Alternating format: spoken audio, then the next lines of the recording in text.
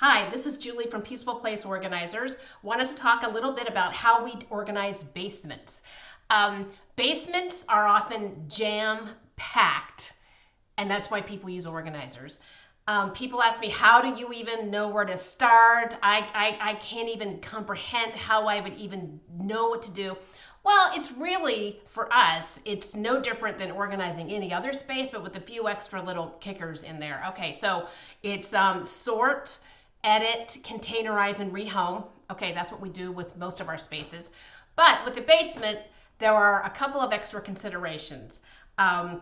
Flooding and humidity, right? So there are a lot of basements in the eastern part of Massachusetts where we service that never used to flood before and never used to get any kind of leaks. And all of a sudden, these basements are experiencing those problems. So that's why when we organize basements, we make sure that everything gets put back so that there are no cardboard boxes touching the floor. I don't even like cardboard to be in the basement at all because it attracts mold and mildew.